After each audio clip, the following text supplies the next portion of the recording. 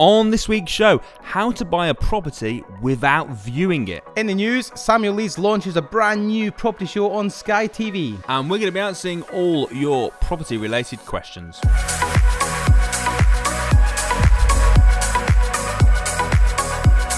Welcome to the Property Investors Podcast. Thanks so much for tuning in. Make sure you subscribe so you never miss an upload. You can catch us on Apple Podcasts, Spotify and YouTube. Enjoy this week's show and don't forget to share it with all your friends. Hi, I'm Russell Leeds. I'm Alistair Cunningham. And welcome to this week's Property Investors Podcast. We've got a great show coming up, including how you can buy properties without even viewing it. Yeah, we have. Which is pretty insane. How are you doing, my friend? Are you well? I'm very, very good. I'm very good. What have you been up to this week? I went to the shops the other day, bought all those shirts. Yeah, did you? So did I. Funny enough. That's funny. That's good. I did actually. I went to Hugo Boss. Have got a massive sale on at the minute. Like shirts that are normally £160 down to 69 quid. Really? Some of them are, yeah. So I bought like loads. 69. Mm-hmm. That's good. It's not bad for a Hugo Boss shirt. No, it's very, very good. 69 Hugo Boss. I've had this one on for 3 weeks now, but yeah, just wear the same one every day. Yeah, I liked it so much. I bought lots of them. Why? Because it's a nice shirt. I like it. Yeah. It's a nice shirt. What else have you been up to? So I've been speaking to Porsche, and they've informed me of my delivery date for my new car. We've been talking about this for ages. Yeah, but when you order a new car, you have to wait months. So delivery date is expected either the 27th or 28th of this month of July. So that is in not very long. That is in like a week's time. Not far away, my friend. Not far away. That is in a week's time. That is. It lands at Porsche on the 26th. Porsche. Porsche. Sure. And you know, I get a track day. I can take a friend. So Nick, do you want to come? Oh. Now you've actually asked him, though. You have to honour that now. You've asked him on film. I'll take you. Thank you. We'll send you footage. Nick, can you come and film it? Can you come and film? That's what I meant. Can you come and film? Could you? That would be really good, actually. You're going to need to come with me when I pick the car up to film it. 100%. Really? Yeah. It's a bit pompous, isn't it? Yeah. Okay. You're going to turn up in your old Merc? Yeah, my old Mercedes. It's so funny. I was out with him the other day, and his old Merc has just got no power to it at all. No, he puts his foot to the thing. It's like he was overtaking this lorry, and it was like. The engine management lights come on, and I'm not spending any money on it because I just don't need to, because I'm gonna get a new car at the end of the month. But today when I was coming in to film this episode, I come out the toll booth on the M6, and there was loads of cars next to me, and you know what it's like. You got a massive wide road, and it's like an open space. It's just the boy in you wants to just rev the nuts out of it and just drive, and it's just ridiculous. I put my foot flat to the floor in sports mode, and it took 14 seconds to get to 50 miles an hour. It's just pants. And I got lorries driving past me and everything. Lorries undercutting you. Pretty much, and then beeping at me because I'm in the way. It's like, oh my God. But yeah, I need to get that fixed. But like I say, I get my new car in a week or two. So that's good. Awesome, man. Good. Awesome. All right, so property viewings. Yeah. Realistically, is it possible to buy a property without viewing it? Yes. Okay. Explain. Well, it is. Just because you don't view it doesn't mean somebody else hasn't viewed it. Obviously, someone's viewed it. So I know so many investors that couldn't assess a property if it smacked them bang in the face. They wouldn't know what to look for. They'd go and look at it, but they don't have a clue what they're looking at. So why do they need to go and if it's a pure investment property? Why does it matter if you view the property? Because all you're interested in is numbers. You're not interested in what it looks like. You're not interested in emotional purchase. You're interested in numbers. So why does it matter? So why wouldn't you use somebody who knows what they're looking at and knows what they're talking about? Well, get them to view it for them. I'm looking for a pen to click. Sorry. Nick tells me off for clicking the pen. Apparently, you guys, viewers, find it... is this really annoying? Yes. Is it? Is that annoying? Click yes. If it's annoying, tell them in the comments. Tell them, Russell, you're so annoying clicking that pen. Okay. If I do click it, just feel free to tell me. Yeah. So there's two ways, isn't there? I want the pen to just to click actually. No. Two ways. So the one is, I know you've got a lot of overseas investors. Yep. That work. You can use a sourcing company. Yep. Now, if you use a sourcing company, they are going to obviously view it for you. But they're also going to, you've got an expert, they're going to quote at the work. They're also going to help you with your power team, finding all that, and they'll put everything together and they'll oversee it all. Yeah. So that's one way. Yep. The other way would be to find someone. So you do it all yourself, but you find someone to do the viewing for you. Yeah, absolutely. Yeah. So how do you find someone? Right. And how much do in you last pay week's episode, we talked about how to build a power team. Yeah. Part of your power team is a builder. So my builder, if I want him to go and look at a property for me, I ring him up and I say, hey man, I've got this property I want you to go look at. Can you go and look at it? I want you to give me an all-round consensus of the property. Tell me what it's going to need work-wise, rough estimation on cost. And he's going to spot stuff that I won't spot. So when I look at a house, I can spot all the obvious stuff because I've been around builders all my life. My dad's in the building trade, my family's in the building trade. So I know what I'm looking at. However, a builder looking at it will always spot stuff that you don't, because they just do. They know exactly what they're looking at, and they can price it up as they're going. So they can tell you, like for instance, yeah, it needs fire doors, but also the door frames are not particularly right, so they need changing as well. And they can do all of that at the same time. So I personally wouldn't view the properties myself unless I'm in the area. But if I've got a property up wherever that I can't view, I would just ring a builder up and say, look, I need you to go and have a look at this house for me. And I would get somebody else to do it, because it makes no difference to the investment if you do it or you get somebody else to do it. And you're not the expert at looking at properties, they are. You're the expert at analysing the numbers and investing your money into that property.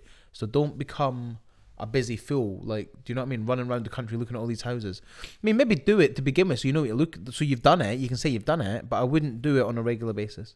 Would you go with the builder? Maybe for the first couple of times, yeah. But then you build up a bit of a trust with them, you know that they're not going to rip you off, then it comes back to people and it comes back to trust, I think. Does your builder, because obviously we said the other week we're looking at building a power team, builders are normally pretty busy. Is your builder happy to go and do viewings? How much do they charge you for that? No, I've never paid my builder to go and look at a property for me. Never. Because he knows that if I go for it, he'll get the work. But I don't take advantage of him. I'm not having him looking at 10 houses a week. I'm talking like maybe 1 or 2 a week, or 1 or 2 a month, for instance. You're not talking many, you're not talking loads. But if you're looking, I mean, there is services out there that will provide you this. Speak to your letting agent. They'll probably go and view it for you. So if you find a HMO manager in the area and you've got HMO potential, just ring them up and say, look, I've got this potential, would you mind going and viewing it for me? They might charge you 45 quid or 30 quid or whatever, don't matter. You'd almost rather pay them, because then you can use them as much as you want, come up with some sort of agreement where you are paying them, so you're not taking the mick. And let's just say you live down south and the property's in Liverpool. Are you really going to travel all the way up to Liverpool to look at one house to save 45 quid? No.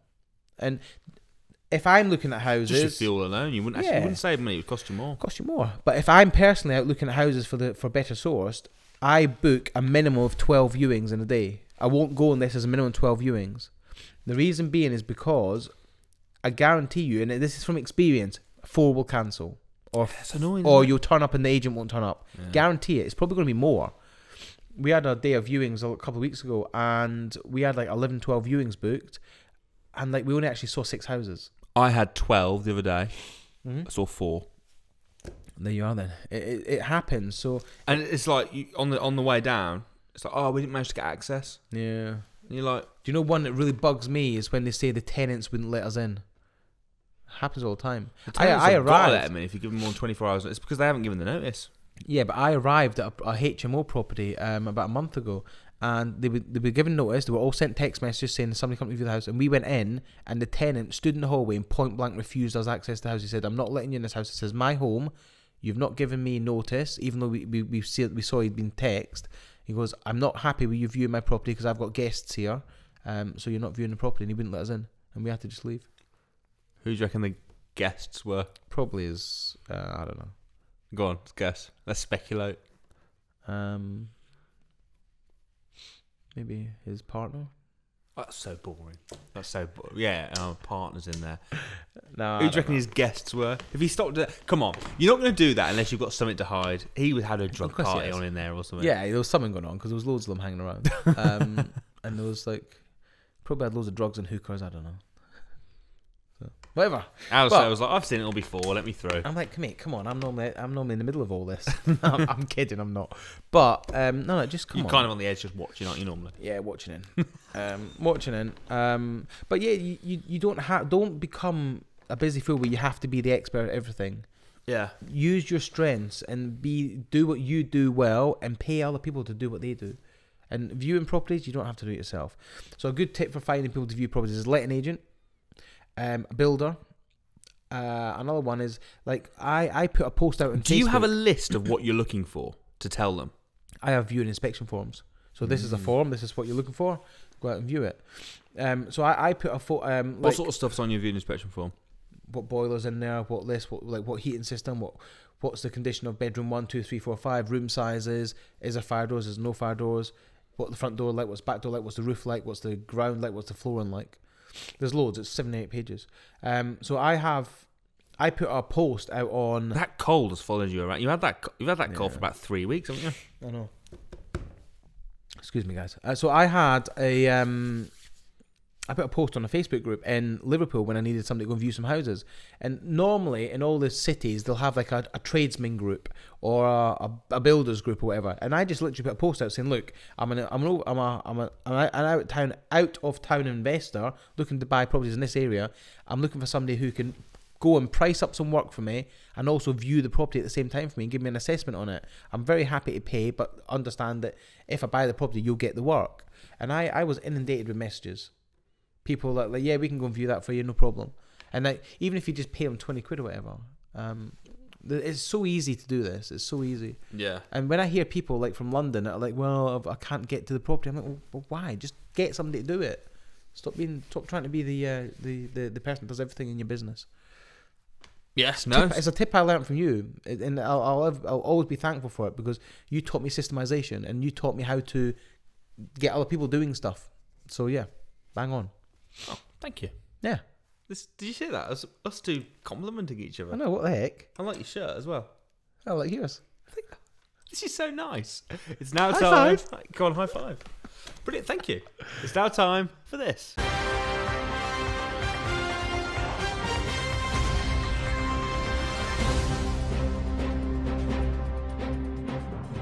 So in the news this week, Samuel Lee's launches a new TV show on Sky Channel 189, channel 189. Is that right? No, it's like a 189 TV show. Yep.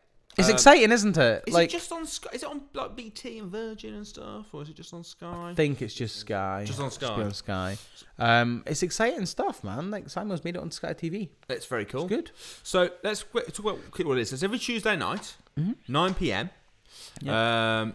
The first show, which was a week or so ago now, was the America Challenge. But obviously on YouTube, it's been put on YouTube, but it's a different edit. So yeah. I think that was 4 episodes put together. It's all put together into one big show. It's quite an entertaining watch putting it all together. I mean, yeah, it's obviously had quite a lot of views on YouTube, but it's pretty cool that it's actually made it onto mainstream media, isn't it? Really? Yeah. Sky TV is massive. Everyone knows Sky TV. And like anyone, like 189 is it's a new, like, it's a property channel now. It's been created, isn't it? Which is so cool. Yeah, so cool. There's a property channel. It's because everyone wants to know property, and it's so in at the minute. So I wonder if they're looking for a new weekly podcast style, chat show. Yeah, maybe. I wonder if they know. Is there anybody we know that could possibly do that? Sort of do like a chat show, a couple of, I don't know if that would you think that would be popular if they could find two incredibly handsome fellas, bit of banter, yeah, that could, bit of banter. That could great dress sense. I mean, yeah, we had the same shirts on for 3 weeks. That could do a weekly show, maybe like an hour shot, get some guests on, do a bit of interviews. I think so. I think it'd be really good. Get a little studio together. Yeah. What they could do is they could do it in like an old manor with like dark wood everywhere. Yeah, absolutely. That'd be quite impressive. And they could be kind of relaxed, have a bit of banter, drink Starbucks coffee and water. Yeah, a bit of product placement. We don't have any water because our our assistant's I not been spat filling most us of up.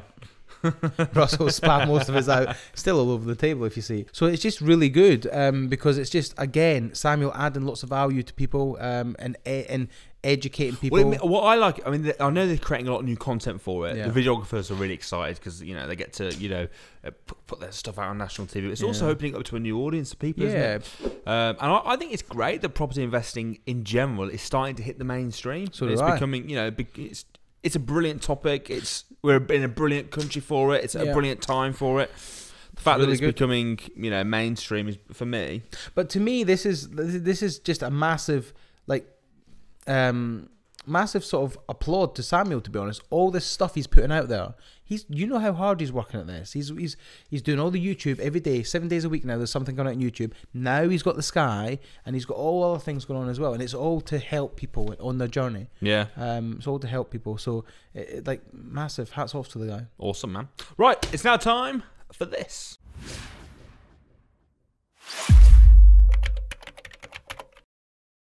Okay, so it's time for questions and answers. So our first question, this has come through from Instagram. By the way, if you want to follow us on Instagram, I'm at Russell Leeds, RUSSELL, and then Leeds, LWDS, and he is Alistair_Cunningham. I'm not even going to attempt to spell it because you'll get it wrong, so Nick will put a link.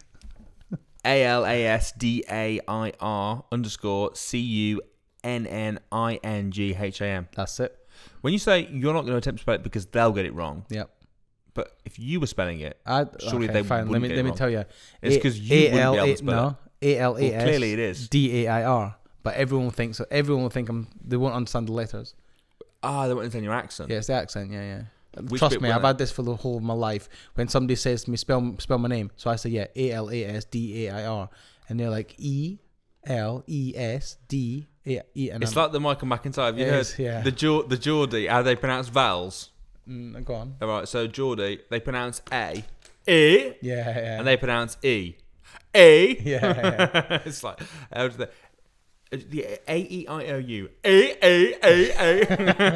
Sounds like a seal. Now everyone thinks I say my E's sound like my A's and my A's sound like my E's, and I just Your A's sound like your A's and your A's sound like your A's. Yeah, apparently so. Yeah. Okay. Anyway, don't matter. So right, first question stick for a you, link. my friend. This is from Hypersource, and the question is, why is the podcast so goddamn good? Well, it just is, man, because obviously we've got two of the best podcast presenters in the country. Probably. And we're just so charming. Charming. Yeah. I mean, it helps that we're handsome. What is it? Helps that we're devilishly handsome. And get our words out really well. As And we struggle getting speaking and getting our words out. Good dress sense. We struggle getting speaking and getting our words out. More importantly, good dress sense. Good dress sense, yeah. So much so we keep the same shirt on for 3 weeks. That's true. But okay. Nah, thanks, man. It does mean a lot to us that we have Hypersource, we love you. That we have a lot of good followers and a lot of good fans out there. So thanks very much. Right, next question from King Ads.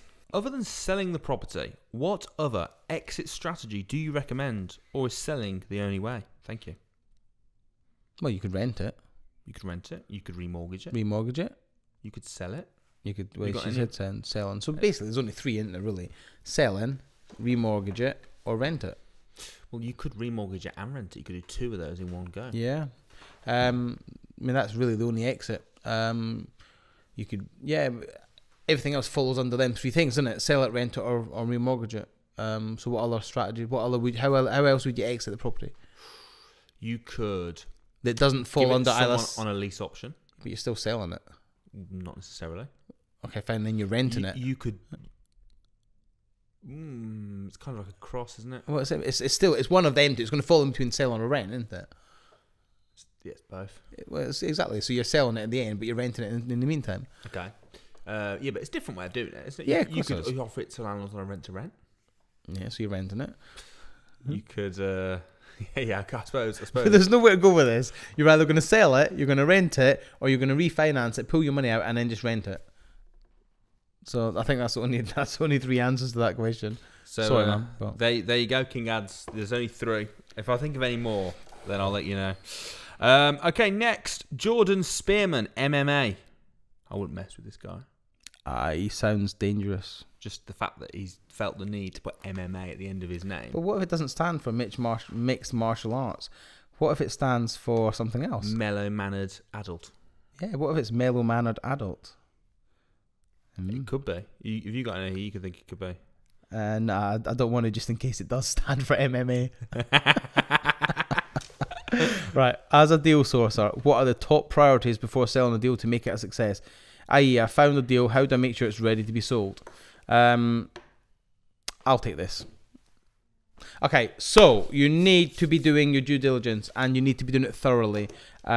So make sure find any old builder to go and view it for you. And then make sure the deal stacks up. Make sure your numbers are as close as possible. Make sure your estimations on build costs are as close as possible.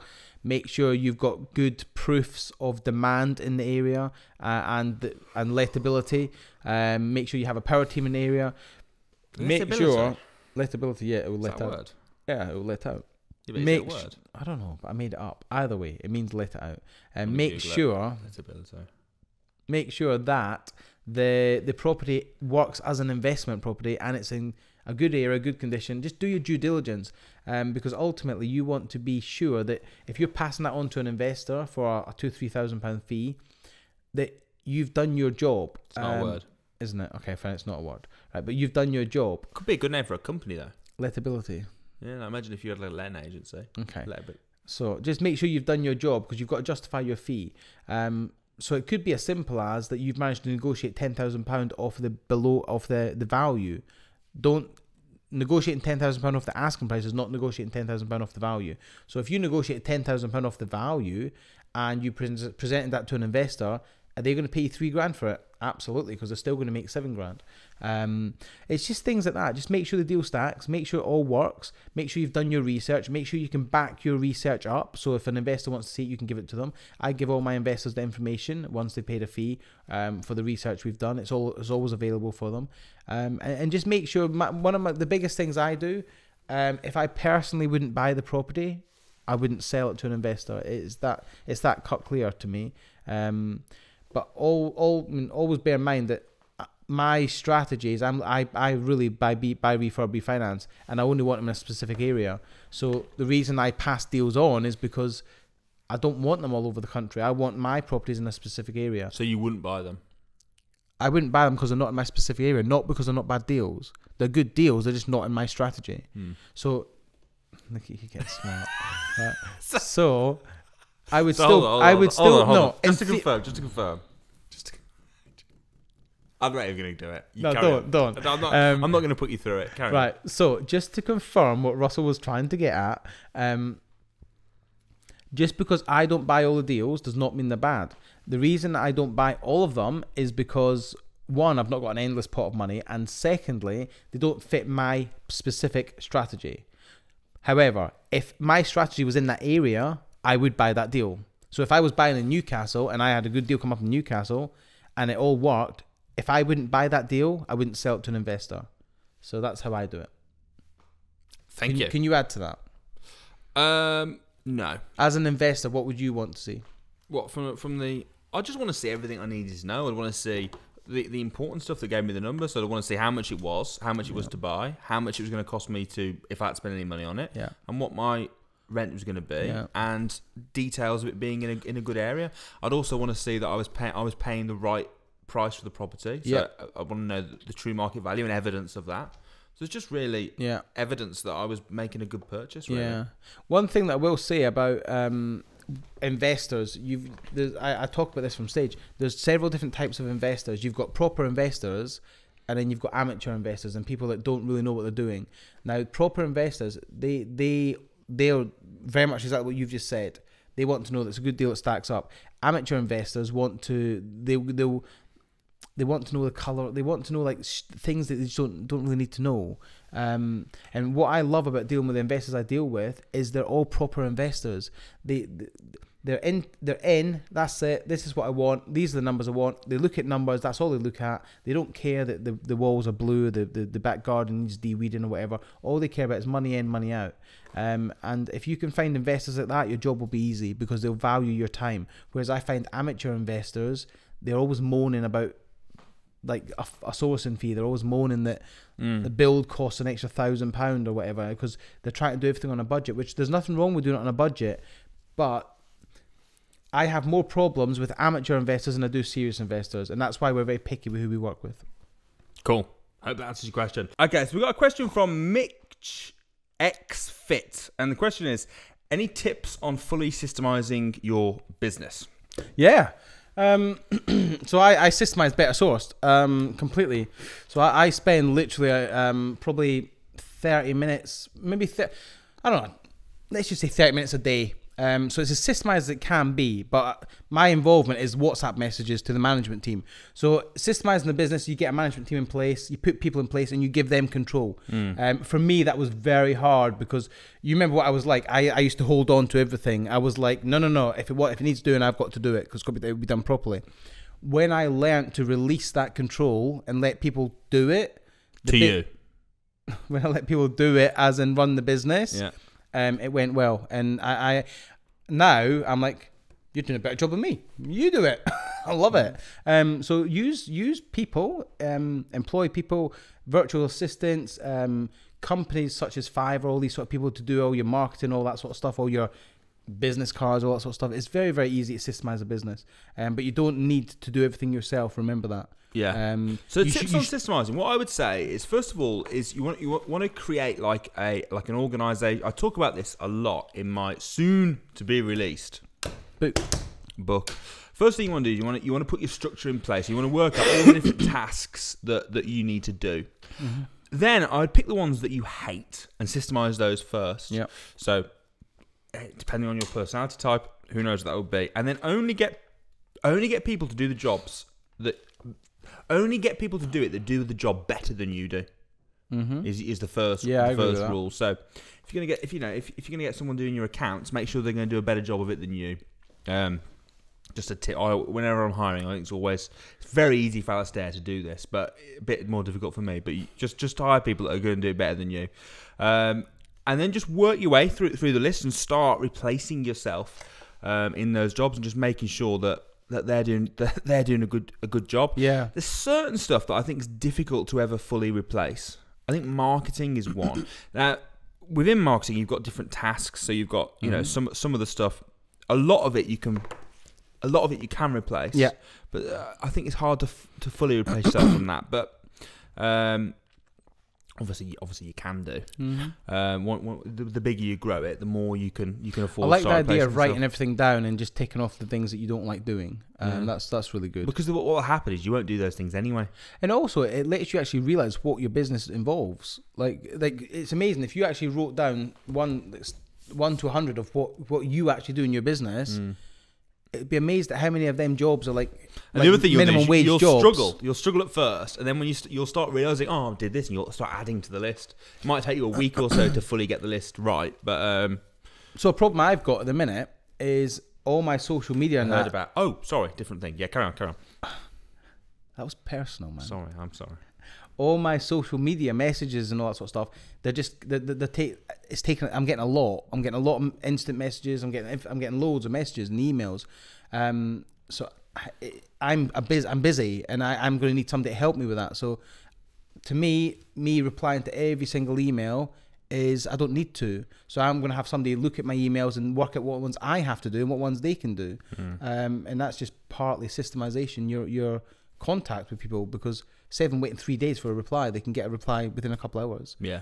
And obviously the emails that are addressed personally to me, I'll address, but I get many emails every single day from people that like. Yeah, you can have a PA. PA is a good person to get first, because they're kind of with you and you can just give them the task. Yeah. So PA, if you're going to hire someone, I'd hire a PA first before you go for anything else. And you don't even have to go for a physical PA. You can have virtual PAs for, if you only need one like maybe 2 hours a day, you can have a virtual PA for not a tremendous amount of money. Yeah. Yeah, so there you go. I hope that answers your question. Tips on systemizing your business. There was another question.